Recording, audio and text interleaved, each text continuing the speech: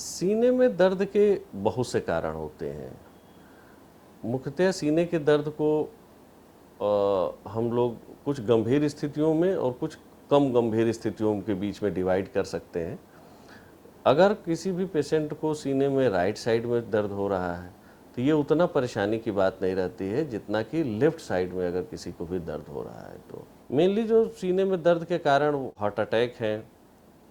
Gas की दिक्कत होती है, अल्सर की दिक्कत रहती है, या गैस्ट्रोइसोफेजियल रिफ्लेक्स की प्रॉब्लम रहती है, या कोई मस्कुलर प्रॉब्लम है, कोई चोट लगी हुई है,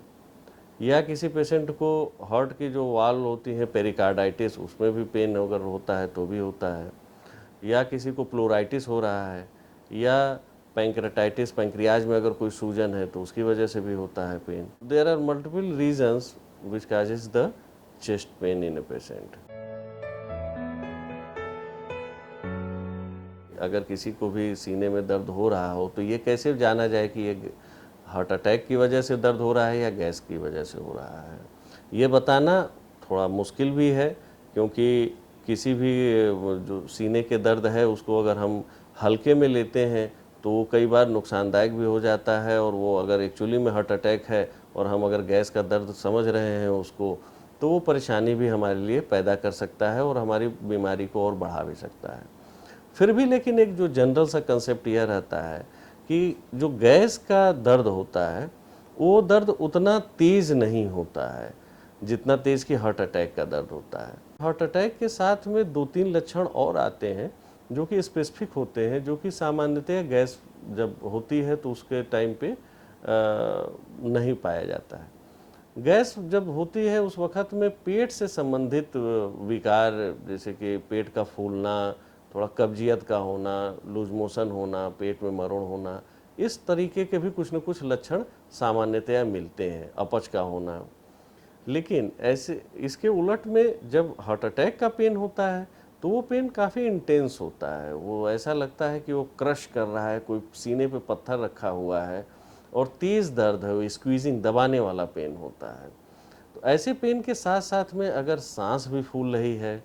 हार्ट की हमारी धड़कन भी तेज़ बढ़ रही है, साथ में ये जो सीने का दर्द है वो हमारे अगर बाएं हाथ में, कंधे पर, जबड़े में अगर वहाँ पे रिफ़र हो रहा है, वहाँ तक में ट्रांसफ़र हो रहा है, तो ये सब लक्षण हार्ट अटैक की तरफ ज़्यादा आते हैं। स्पेशली हार्ट अटैक के पेशेंट में चक्कर आना और ठंडा पसीना होना, कोल्ड स्वेटिंग जिसको कहते हैं, इस टाइप की चीज़ें होती हैं। जबकि गैस में स्पेसिफिक पेन एकदम left side of the heart में ऐसा होने की संभावना कम रहती है। यूजुअली वो एक थोड़ा जनरलाइज्ड सा पेन रहता है। किसी को भी अगर सीने में दर्द हो रहा है तो हमें अपना पहली डायग्नोसिस हार्ट अटैक की माननी चाहिए। उसका कारण यह है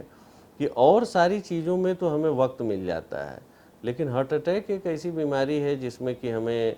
टाइमली अगर हमने मैनेज नहीं किया है इसको, और टाइमली हमारे पास तक में मेडिकल एड नहीं पहुंच पाई हमें, तो हमारी परेशानी बढ़ सकती है। तो एक सामान्य सिद्धांत है कि अगर सीने में अगर दर्द है और वो दर्द ऐसा है कि जो कि आपको परेशान कर रहा है, लगातार हो रहा है या तेज़ हो रहा है, तो बेहतर है कि कहीं न कहीं से आप मेडिकल एड लीजिए, एक फिजिशियन को दिखलाइए या हॉस्पिटल में नज़दीकी जाइए। वहाँ पर एक सबसे सिंपल सा टेस्ट ईसीजी हो जाता है, कुछ ब्लड की जाँचें होती हैं, टॉप-टी की जाँचें होती हैं, उनको करा दिया जाता है। उससे काफ़ी हद तक यह आइडिया लग जाता है जो दर्द है वो हार्ट अटैक की वजह से है या कोई और कारणों से है। जैसा कि नाम में ही लिखा हुआ है गोल्डन आवर, आवर मीन्स घंटा। जो फर्स्ट आवर होता है कभी भी चेस्ट पेन होने पर, वो एक गोल्डन आवर है। इसको ऐसा बताया गया है कि कुछ एक डिजीज़ ऐसी होती हैं कि जिनमें समय की बड़ी महत्ता रहती है। स्पेशली हार्ट अटैक, स्ट्रोक, फालिज मारना या कोई ट्रॉमा का केस है,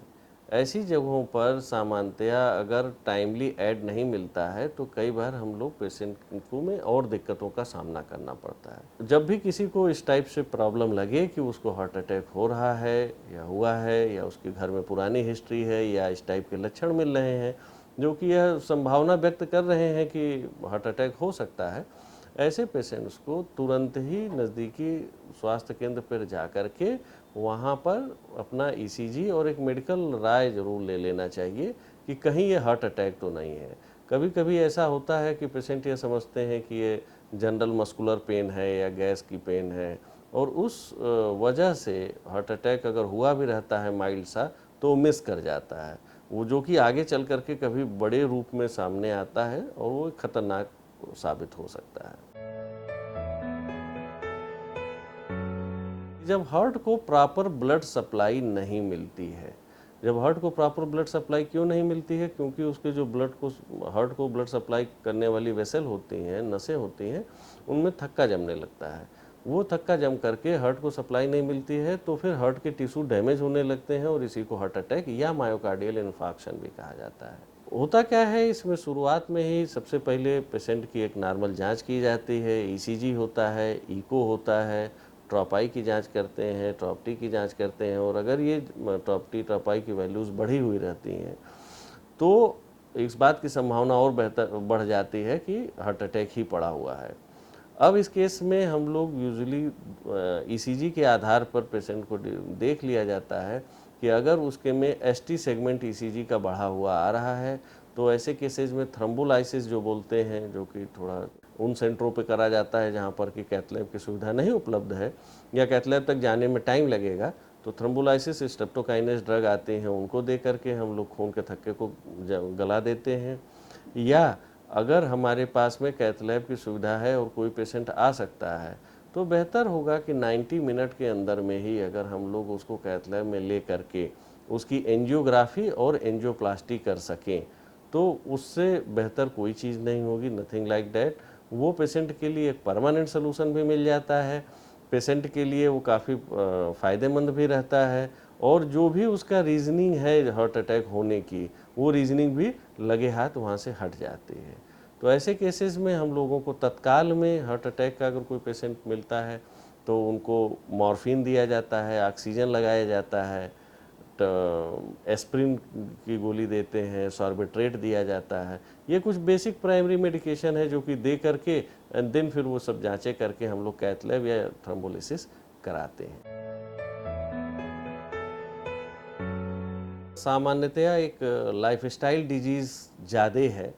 आल्दो इसमें जेनेटिक प्रीडिस्पोजिशन भी होता है। आप लोगों ने देखा होगा कि बहुत से स्पोर्ट्स पर्सन वगैरह को भी, जो लोग फिजिकली काफ़ी फिट रहते हैं, उनको भी हार्ट अटैक हो जाता है। लेकिन फिर भी ये यूजुअली जो लोग फिजिकली इनएक्टिव रहते हैं, जो लोग ओबेज हैं, जो हेल्दी डाइट नहीं लेते हैं, न्यूट्रिशन उनका बेहतर नहीं है, रेगुलर एक्सरसाइज नहीं करते हैं, ऐसे लोगों में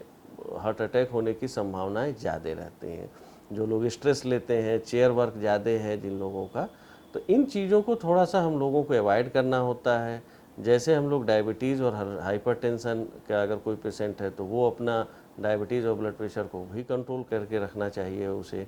तो जिन तरीक़ों से डायबिटीज़ और ब्लड प्रेशर को कंट्रोल करते हैं, अगर वो चीज़ें भी थोड़ी कंट्रोल में रहती हैं तो हमारे हार्ट अटैक होने की भी संभावनाएँ काफ़ी कम हो जाती हैं।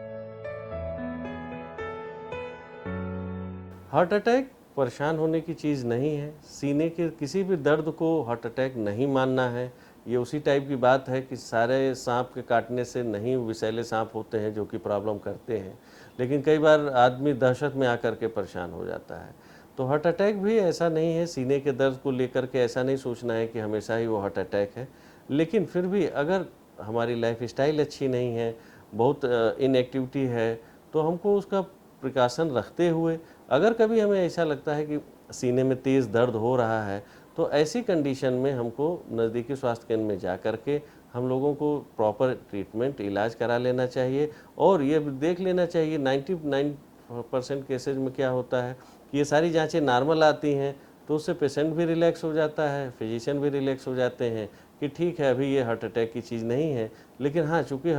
सीने में दर्द आया है, चेस्ट पेन हुआ है, तो हमको कॉन्शियस रहना है कि आगे के लिए भी अपनी लाइफस्टाइल को और बेहतर करना है। अपनी ब्लड की जांचों को साल में एक बार ज़रूर कराते रहें, उनमें कोलेस्ट्रॉल की लेवल है और भी सब चीज़ें हैं, और सारे ब्लड के जो पैरामीटर होते हैं उनको नॉर्मल रखने की कोशिश करनी है। और अपना डेली एक एक्सरसाइज का मंत्रा रखना है कि डेली एटलीस्ट आधे एक घंटे एक्सरसाइज जितना भी करा जा सकता है उतना तो ज़रूर से किया जाए।